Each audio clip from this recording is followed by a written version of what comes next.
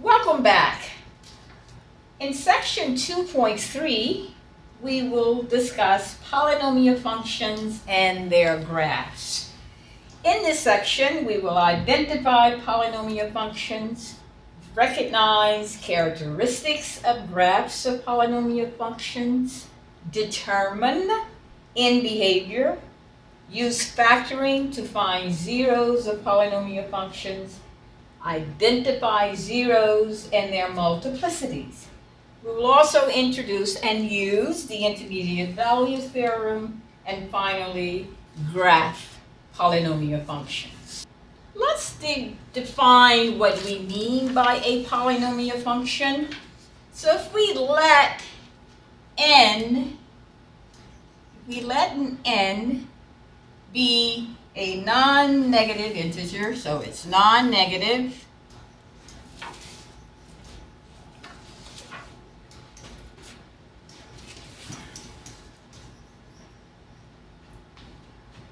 and a sub n minus 1, a sub 2, a sub 1, and a sub 0 be real numbers. Well, we want these to be real numbers. Of course, where a sub n is not equal to 0. So, in this situation, the function expressed in the form f of x is equal to a sub n times x sub n plus a sub n minus 1 times x to the n minus 1 plus continuously a sub 2, x sub 2 plus a sub 1, x sub 1 plus a sub 0 is what we call a polynomial function. Examples. We've already considered polynomial functions. We looked at the function, the constant function, f of x is equal to c. You may recall when we graphed something like f of x is equal to 5. That constant function is an example of a polynomial function. Let's look at the function of the form mx plus b, which is actually a linear function, which is also a polynomial function. Another polynomial function that we have considered is a quadratic.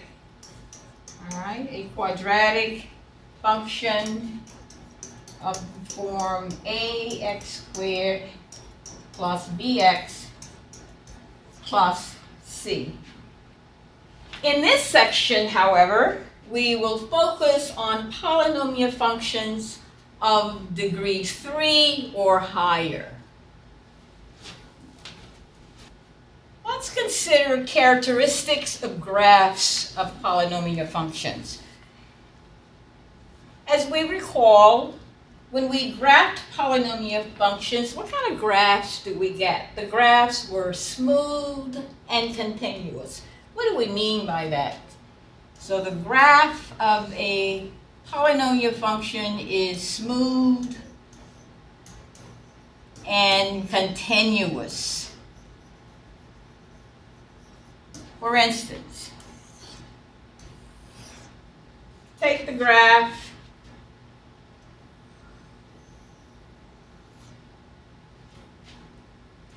we have a smooth, rounded corner. In other words, there are no sharp corners. So this is an example of the graph of a polynomial function. It's smooth and continuous. So this is the graph of a polynomial function. Polynomial function. However, on the other hand, if we had a graph which looked like, for instance,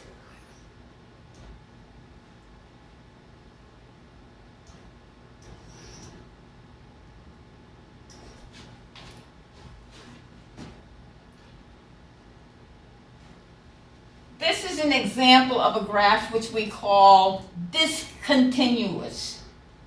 All right, it's discontinuous here as opposed to being continuous. The graph of a polynomial function is continuous. What do we mean by that? We mean that we can actually draw the graph without having to raise the pen. So this is not the graph of a continuous function, of a polynomial function. It's discontinuous here. Another example of a function that is not a polynomial. But let's take the function, and let's say we had the function which looked like this, let's say.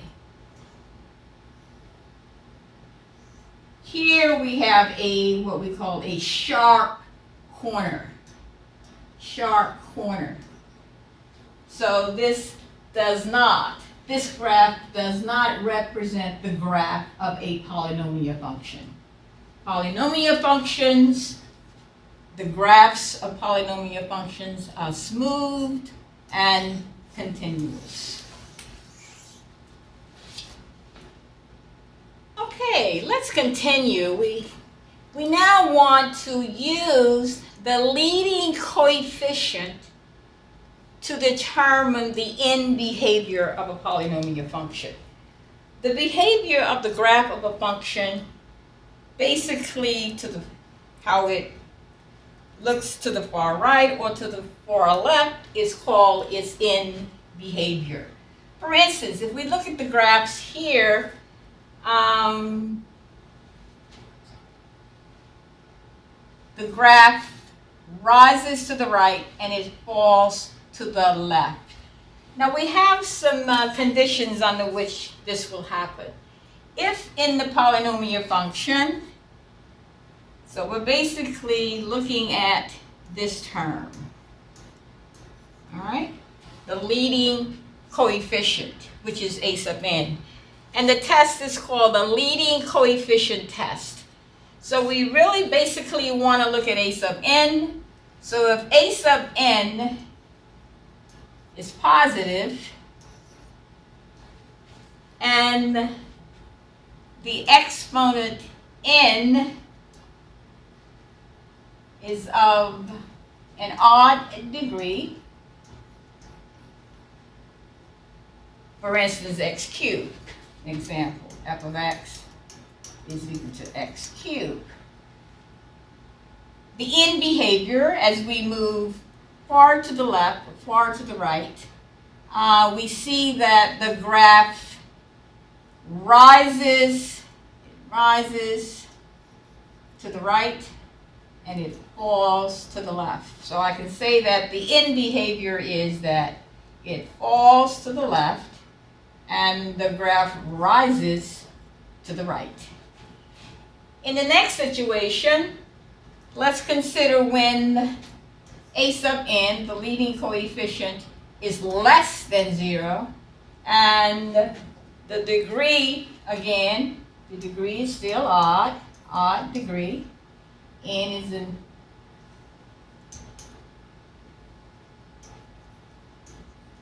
odd degree.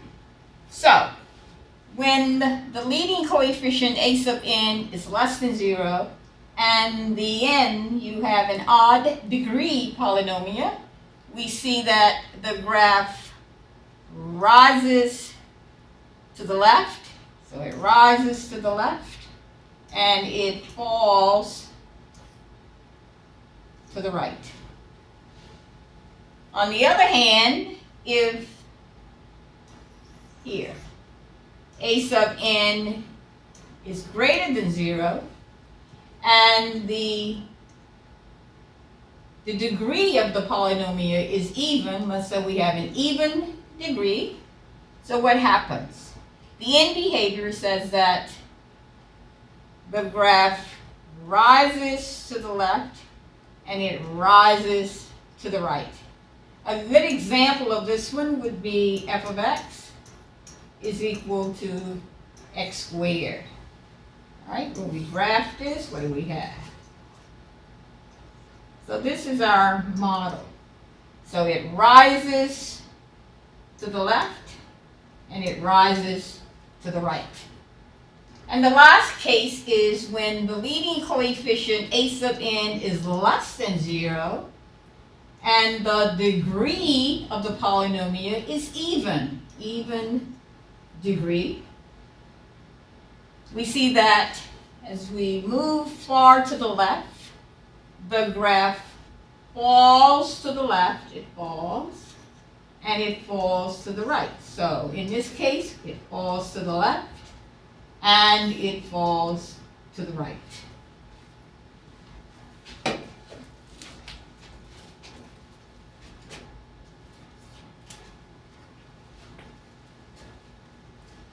We have an example. Let's use the leading coefficient test to determine the end behavior of the graph of the given function. All right, so in this function, n, we're looking at the term, the leading coefficient. The leading coefficient in this case is 1, which is greater than 0. So I'm going to say a sub n is greater than 0. And this is a polynomial of the 4th degree, which is even. So n is even. So in this particular case, since the leading coefficient is positive and the degree of the polynomial function is even, so the graph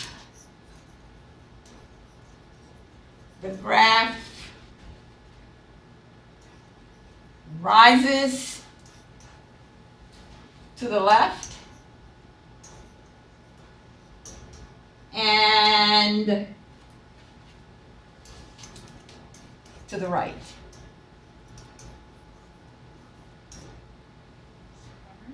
Rises to the left and to the right.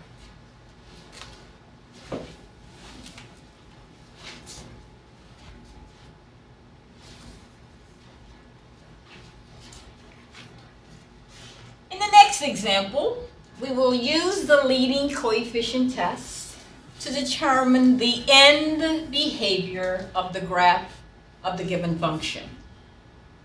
F of x is equal to 2x cubed times x minus 1 times x plus 5.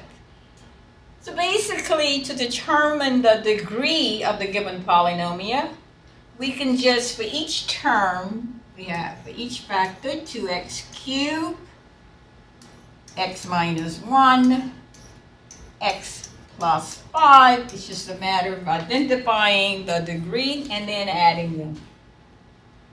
This factor is of degree 3. This factor degree 1. And this is also of degree 1. So we have 3 plus 1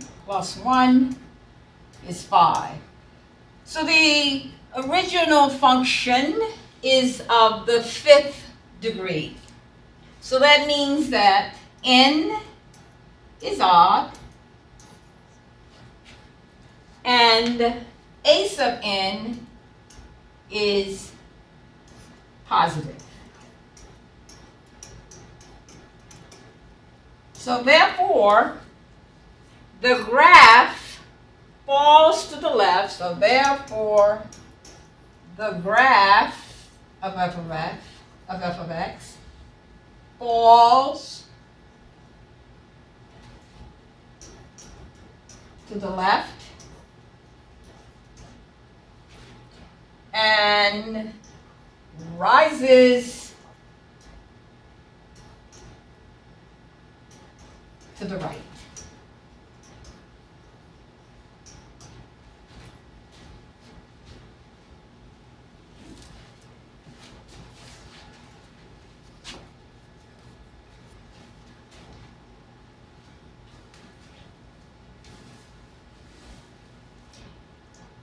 In this example, we want to discuss the zeros of polynomial functions.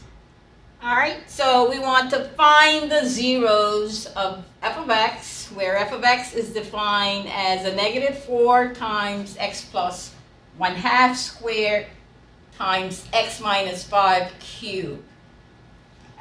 And we want to give the multiplicity of each 0. And then finally, we will state whether the graph crosses the x-axis or touches the x-axis and turns around at each 0. So in other words, what we really want to do is we need to know when f of x is equal to 0. So for those values of x for which f of x is equal to 0 are called the zeros of the function f.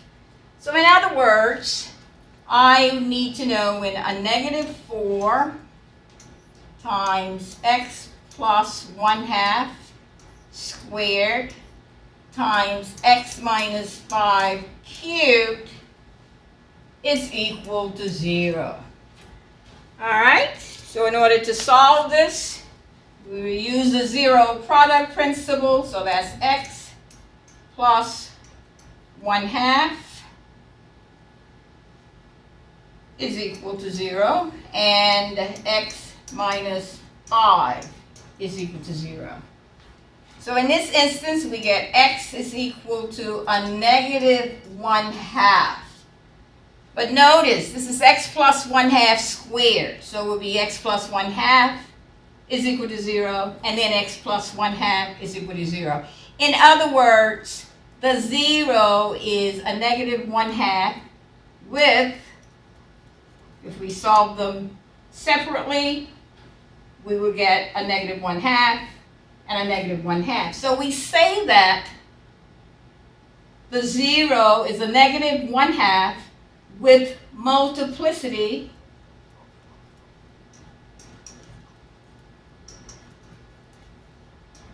two.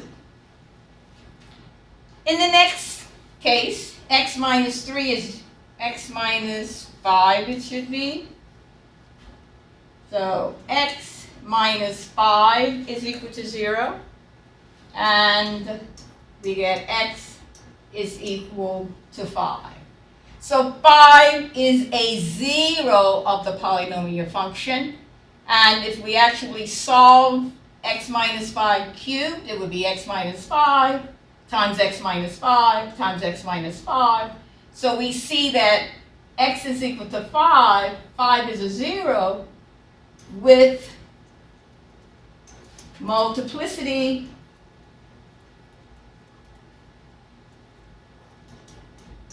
three. Okay, so the zeros are a negative 1/2 and 5. Now the multiplicity, let's say a little bit more about the multiplicity.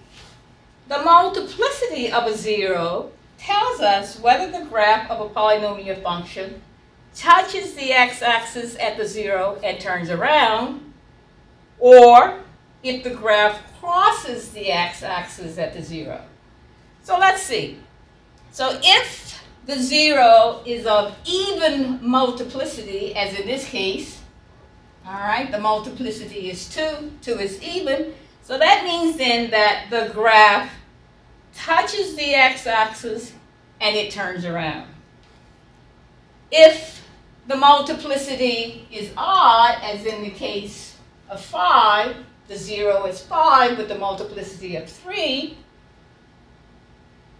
If the 0 is of odd multiplicity, then the graph will cross the x-axis at 5.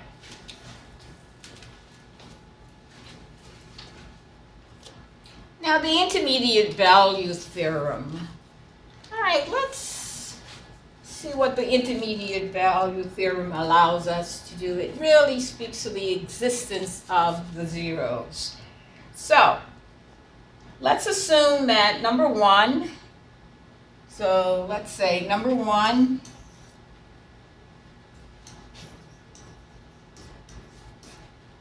let's let f be a polynomial function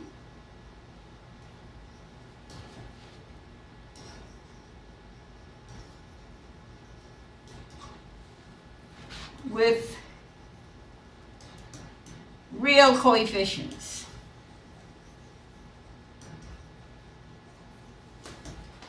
All right. So let's see.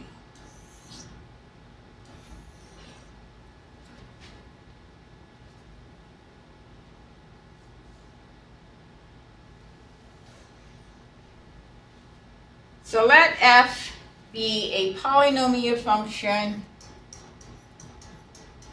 with real coefficients. 2,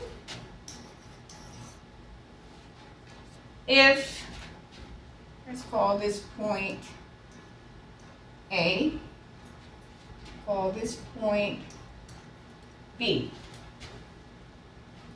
So here we have the coordinates of this point would be A, f of A,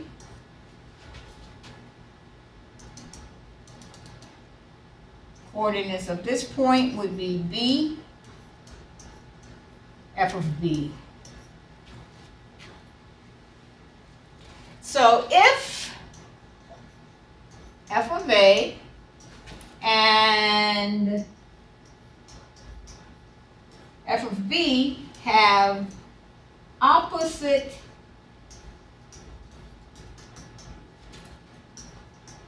signs, and it does, here f of A is less than 0, f of A is less than 0, and here f of B is greater than 0. So they have opposite signs. And 3 then, so if we have a polynomial function with real coefficients, and if f of A and f of B have opposite signs, then the intermediate value theorem tells us that there is at least one value C between A and B for which f of C is equal to 0. All right, so here's my C between A and B, such that, as we can see here, f of C is equal to 0. In other words, the equation f of x is equal to 0 has at least one real root between A and B. Did you follow?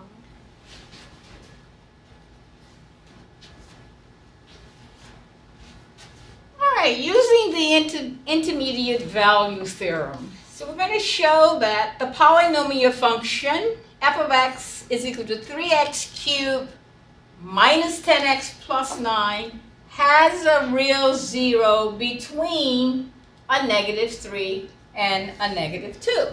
So what we need to do, we need to find out the value of f of a negative 3. So f of a negative 3 is going to be 3 times a negative 3 cubed minus 10 times a negative 3 plus 9. So what do we have here? We have 3 times a negative 27, a negative 10 times a negative 3 is a positive 30 plus 9. So we have a negative 81 plus 39, which is a negative 42. We also need to know the value of f of a negative 2. F of a negative 2 is 3 times a negative 2 cubed minus 10 times a negative 2 plus 9. Simplifying this, we get 3 times a negative 8 plus a negative 10 times a negative 2 plus 20 plus 9.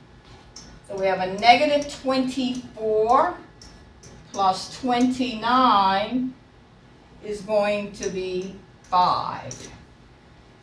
So since we have a sign change, we have a positive 5 for f of negative 2 and a negative 42 for f of a negative 3. So by the intermediate value theorem, we have shown that there is a 0 between a negative 1 and a negative 2.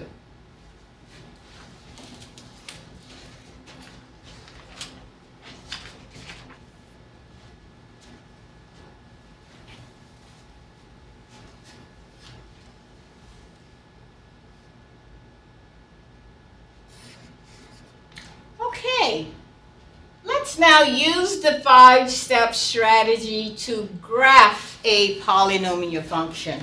Now we're going to put it all together.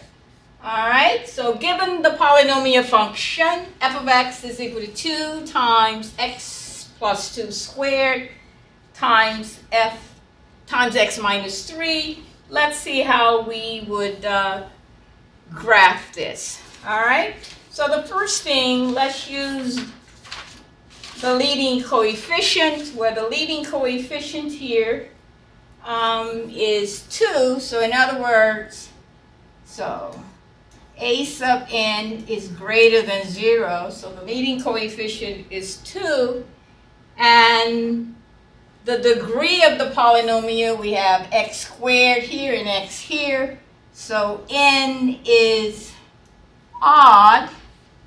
So with that, since a sub n is greater than 0, n is odd, the graph what? The graph of this polynomial function falls to the left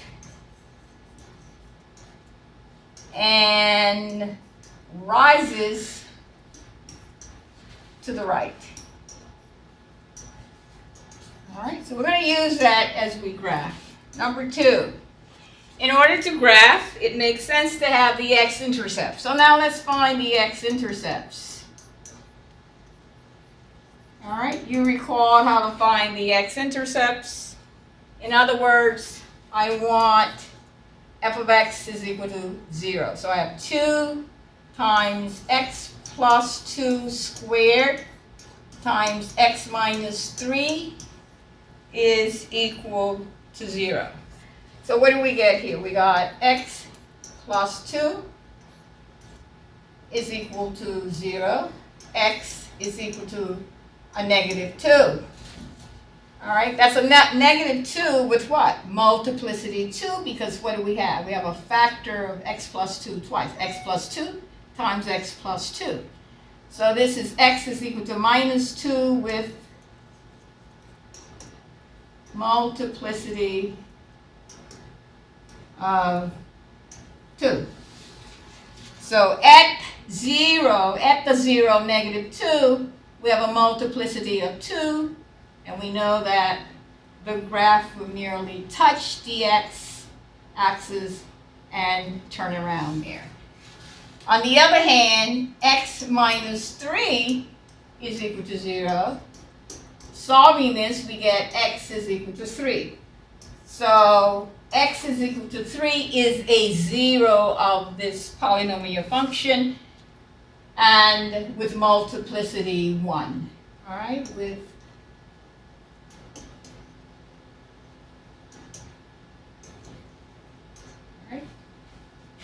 so it's odd, so it will cross the x-axis at the 0, 3. All right, now the y-intercept. All right, to get the y-intercept, let's put it up here.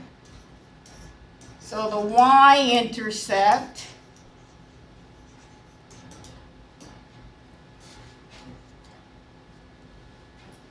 so we want to know what is the value of f of 0? So we have 2 times 0 plus 2 squared times 0 minus 3. All right, if we do this, if we simplify this, we have what? 2 times 2 squared times a negative 3. So 2 times 2 squared is 4, 2 times 4 is 8. 8 times a negative 3 is a negative 24. So we have a y-intercept at 0, negative 24. All right, what about symmetry? All right, another step in that process, symmetry. All right, to determine the symmetry, so let's check for symmetry.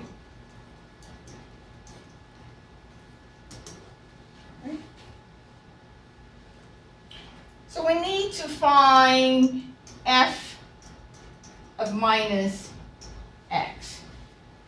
So if we evaluate the function at a negative x, what do we have here? We have 2 times a negative x plus 2 squared times a negative x minus 3. If we simplify this expression, what do we get here? We get 2 times a minus x plus 2 squared. Well, I didn't do anything, but we can see that f of minus x is not equal to f of x, and also f of minus x is not minus. All right, so it has no symmetry. So no symmetry here. It's not symmetric with respect to the y, or nor is it symmetric with respect to the origin. So I think we have enough information here to sketch the graph of the function. All right, we might want to try get a couple of more points. All right, we have the x-intercept, the y-intercept. We know that the graph has no symmetry. It's not symmetric with respect to the y. It's not symmetric with respect to the origin. And we know that it will fall to the left and rise to the right. But let's get a couple of more points. Let's see what happens at x is equal to negative 3, and when x is equal to 1, and when x is equal to 2. So if we compute these, f of a negative 3 is going to be a negative 12, and f of 1, you can check these, f of 1 is going to be a negative 36, and f of 2 is going to be a negative 32. So we have 3 additional points to plot. All right, so let's use the information to get the graph. All right, so the x-intercepts negative 2, and 3. All right, let's count 10, 20, 30, 40. 10, 20, 30, 40, 40, 30, 20, 10. And negative 10, negative 20, negative 30, negative 40. All right, now the y-intercept is the point 0, negative 4, and negative 24. 0, negative 24 is about here. All right.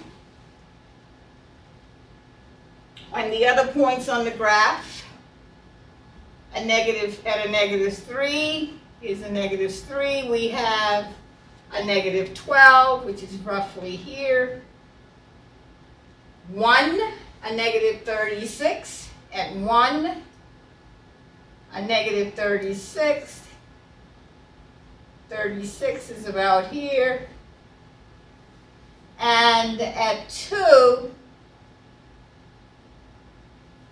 here we have a -32, so which is about here.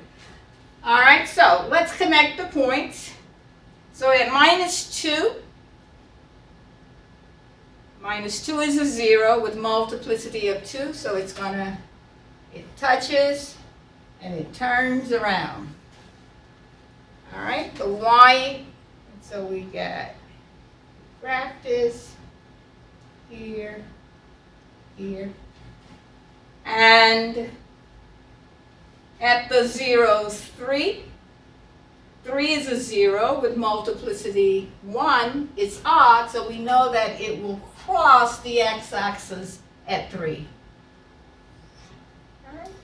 So this is what our graph looks like. So we've graphed the given function f of x using the five-step strategy.